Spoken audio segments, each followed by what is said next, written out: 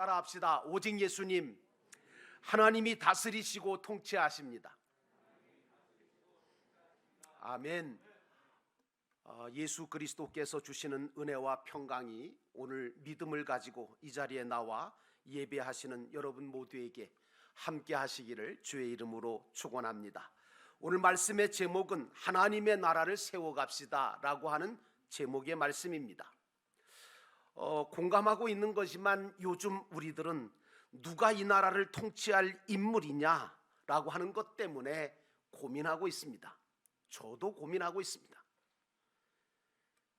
그러나 한 가지 분명한 사실은 하나님만이 진정한 왕으로서 우리를 완전한 사랑으로 다스려 주실 수 있고, 그리고 온전하게 통치해 주실 수 있다는 사실입니다.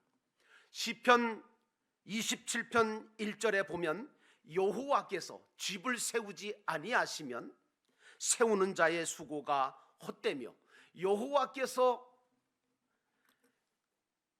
여호와께서 성을 지키지 아니하시면 파수꾼의 경성함이 허사라고 하는 말씀이 나옵니다. 그러므로 우리 믿는 사람들은, 또 교회는 철저하게 하나님의 통치, 하나님의 다스림을 받으며 살겠다고 하는 이 신앙적인 결단이 분명해야 합니다. 그렇지 못하고 하나님의 통치를 받고 하나님의 다스림을 받으려고 하지 아니하고 세상 일이나 어떤 세상 사람들이나 물질이나 환경의 지배와 통치를 받게 되면, 그렇게 살다 보면 어떻게 되느냐 하면 내가 왜 살아야 되는지를 모르, 또 어떻게 살아야 할지를 몰라서 하나님이 주신 그 귀한 삶의 가치와 행복을 깨닫지 못하고 누리지 못하는 불행한 일들이 벌어지는 것입니다.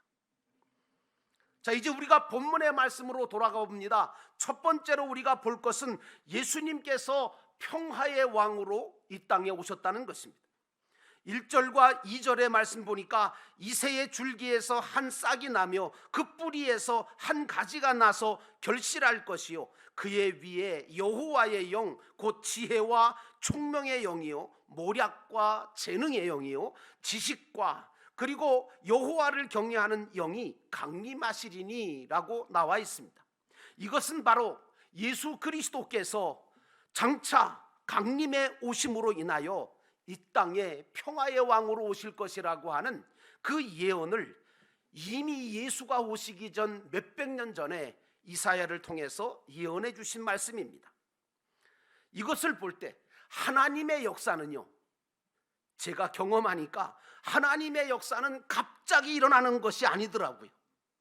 모든 것이 다 하나님의 완전하신 계획과 예정 속에 일어난다고 하는 사실을 우리는 성경을 통해서 깨달아야 합니다. 이사야 선지자는 하나님께서 고난받고 있는 이스라엘 백성들에게 평화를 주시려고 예수 그리스도를 보내주시는 것이라고 말하면서 그분 통해서 주시는 하나님의 통치와 다스림을 받게 되어지면 그 나라가 어떤 평화의 나라가 될 것인가에 대해서 말씀해 주시면서 참 소망을 이스라엘에게 던져주고 있는 것입니다. 우리나라 사람들은 대부분 이 안녕이라고 하는 말을 많이 쓰죠. 안녕하십니까? 안녕히 가십시오. 안녕하신가요? 여러분, 이 안녕이라고 하는 인사말을 많이 쓰는 게 우리나라 사람이라면 이스라엘 나라 사람들은 무엇을 많이 쓰느냐 하면 샬롬, 그런 말을 많이 씁니다. 아시겠지만 샬롬이라고 하는 말은 평화라고 하는 말인데, 이걸 인사할 때도 쓰고 편지할 때도 쓰고 어쨌든 많이 씁니다.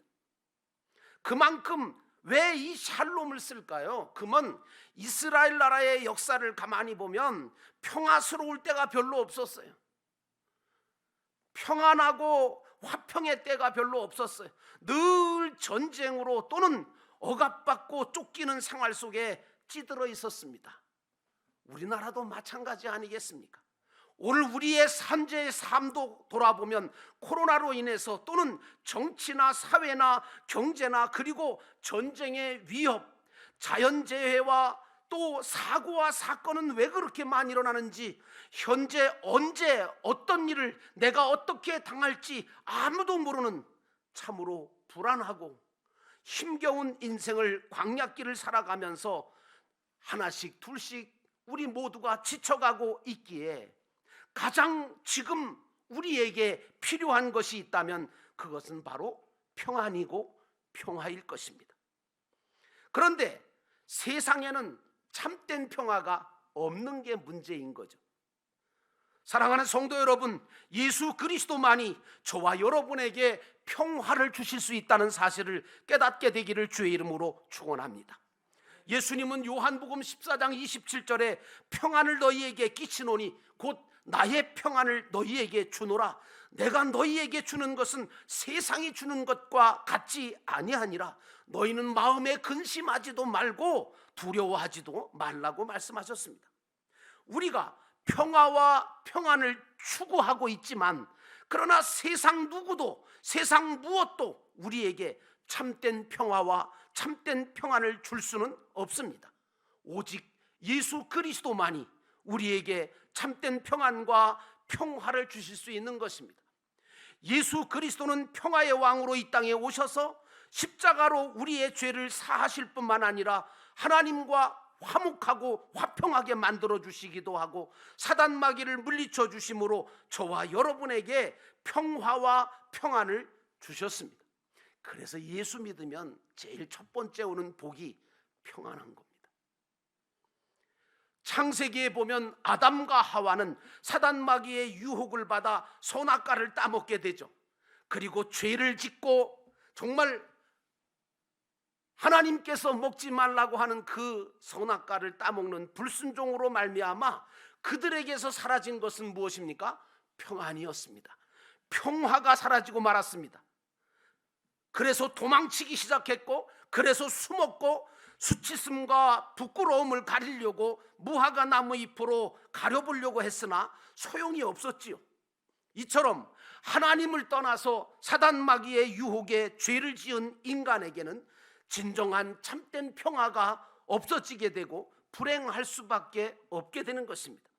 그러므로 사랑하는 성도 여러분, 예수 그리스도만이 저와 여러분에게 평화를 주실 수 있다는 사실을 깨닫게 되기를 주의 이름으로 축원합니다. 하나님은 죄를 지은 아담과 하와에게 어떻게 하셨습니까?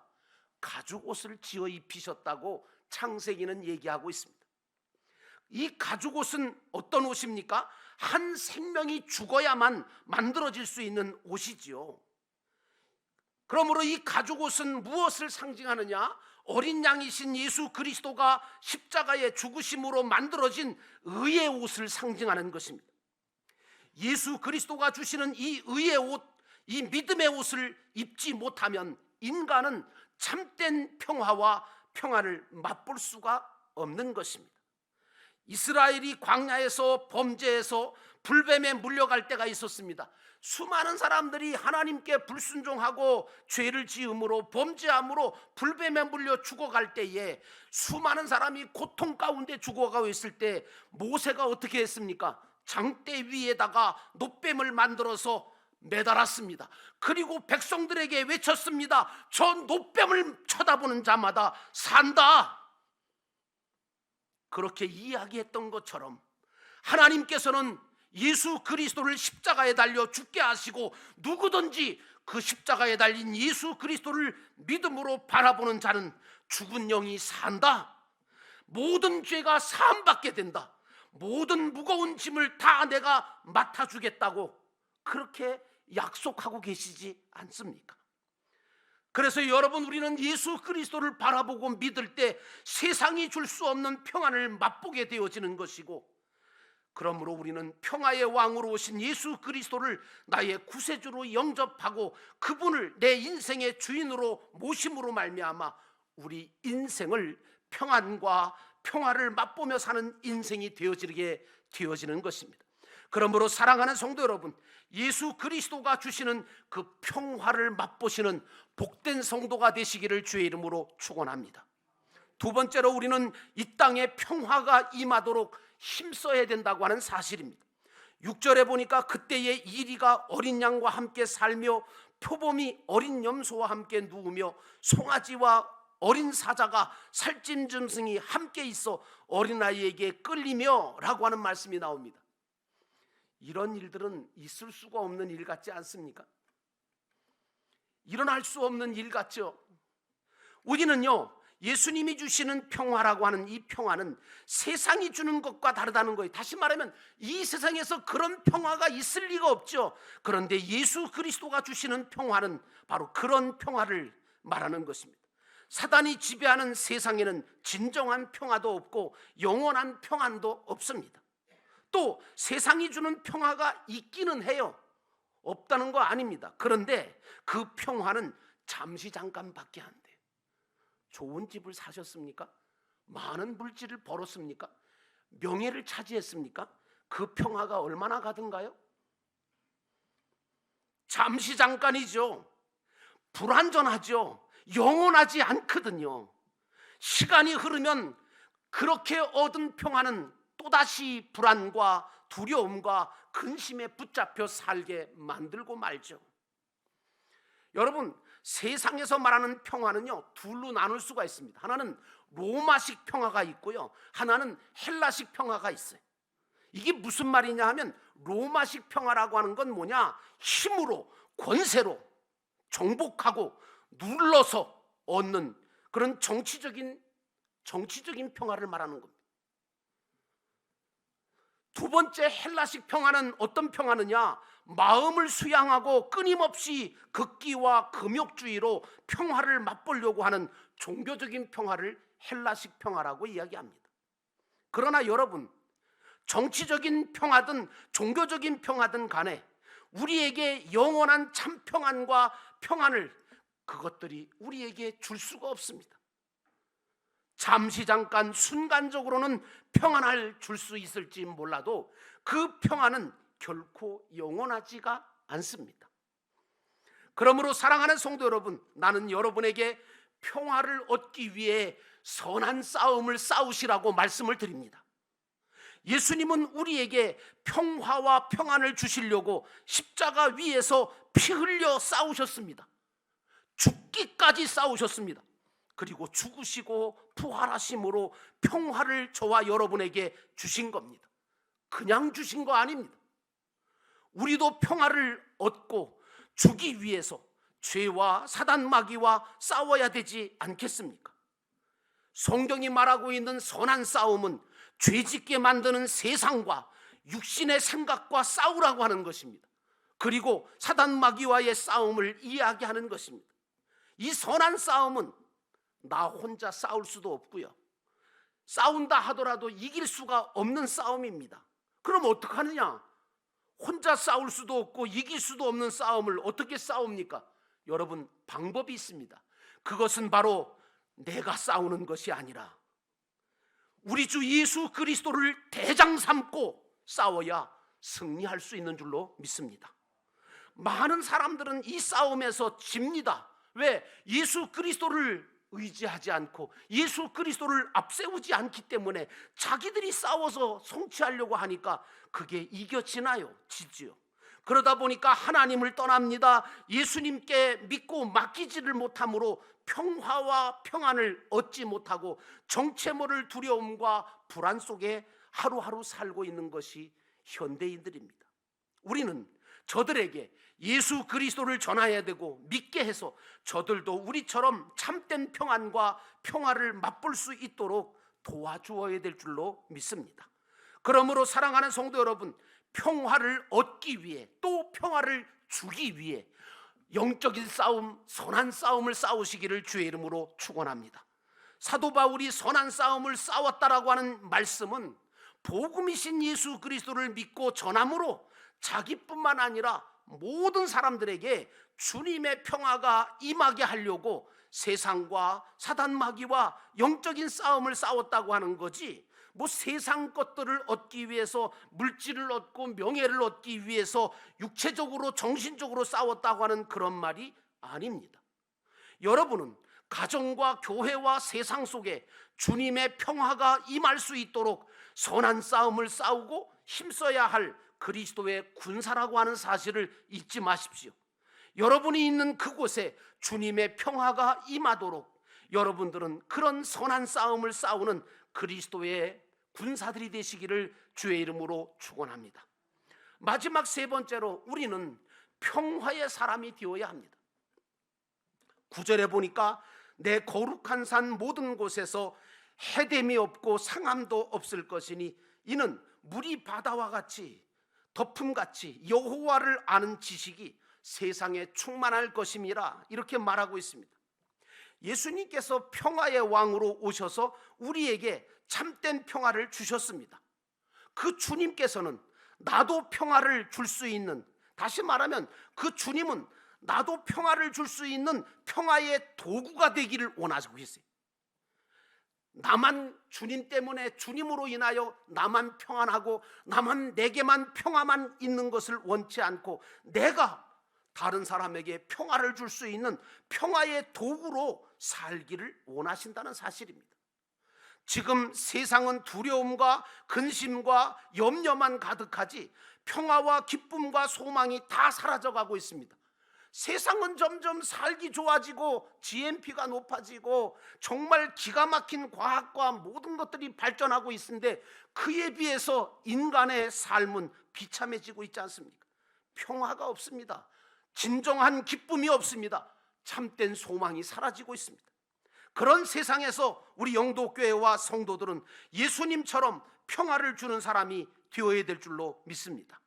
오늘 내가 있는 가정, 내가 있는 직장, 내가 있는 사업장과 일터와 교회도 내가 있음으로 인하여 평화와 기쁨이 넘쳐나야 하고 즐거움과 소망이 넘치는 곳이 되어야 될 줄로 믿습니다.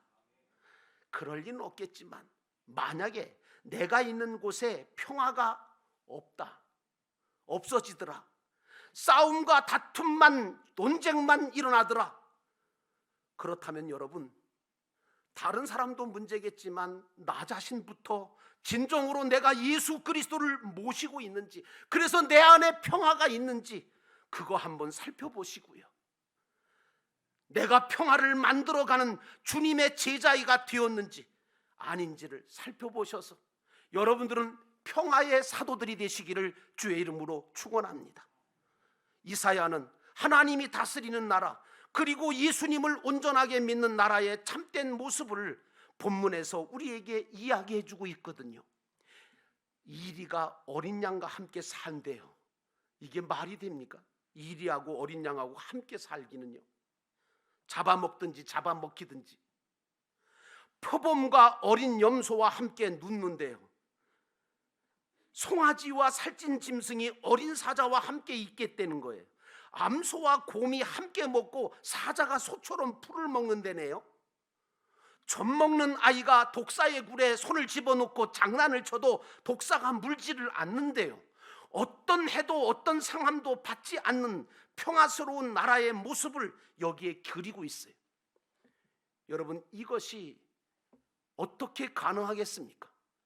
그것은 바로 예수 그리스도를 통해서만이 가능한 역사가 있는 줄로 믿습니다. 그러므로 사랑하는 성도 여러분, 여러분들은 함께, 오늘 본문에 보니까 이 함께라고 하는 단어가 5번씩이나 계속 강조됩니다. 함께, 함께, 함께 평화를 누리라는 거죠. 예수님은 마태복음 5장 9절에 화평케 하는 자는 복이 있나니 그들이 하나님의 아들이라 일컬음을 받을 것임이라고 말씀하셨습니다. 여러분은 어디를 가나 화평케 하는 하나님의 아들이고 딸이십니까? 그렇게 되시기를 주의 이름으로 축원합니다. 우리는 함께 평화도, 행복도, 사랑도 풍성히 나누는 하나님 나라 가족 공동체인 교회와 가정을 만들어 가야 될 사람들입니다. 그러므로 사랑하는 성도 여러분, 여러분은 평화의 사람이 되시기를 주의 이름으로 축원합니다. 우리는 먼저 하나님이 다스리고 통치하심으로 평화가 넘쳐나는 하나님의 나라를 우리 마음속에 만들어야 돼요. 왜 그런 줄 아세요? 내가 평화스럽지 않은데 다른 사람한테 어떻게 평화를 줄 수 있어요? 내 얼굴이 웃질 않는데 어떻게 다른 사람에게 웃음을 줄 수 있냐고요. 전부 다 가짜죠. 그러므로 사랑하는 성도 여러분, 나는 여러분들이 하나님의 나라를 여러분 마음속에 먼저 만드시기를 주의 이름으로 축원합니다. 그래서 여러분들이 그 평화를 가지고 여러분이 사는 가정을, 여러분이 우리가 섬기는 교회를, 그리고 하나님의 나라를 만들어 가시면서 그곳에 주님의 평화가 깃들도록 만들어 가시는 하나님의 사람들 되시기를 주의 이름으로 축원합니다. 이사야의 선지자의 말처럼 해됨도 없고 상함도 없고 오직 물이 바다를 덮음같이 여호와를 아는 지식이 충만해짐으로 자유와 평안함이 있고 즐거움과 행복이 넘치는 하나님의 나라 같은 가정과 교회를 만들어서 이 땅에서도 하늘나라 천국을 경험하며 사시기를 주의 이름으로 축원하고, 앞으로도 영원한 천국에 들어갔을 때 그 천국을 차지하고 누리고 느낄 수 있는 천국 백성으로서의 삶을 살아가시는 저와 여러분 되시기를 주의 이름으로 축원합니다.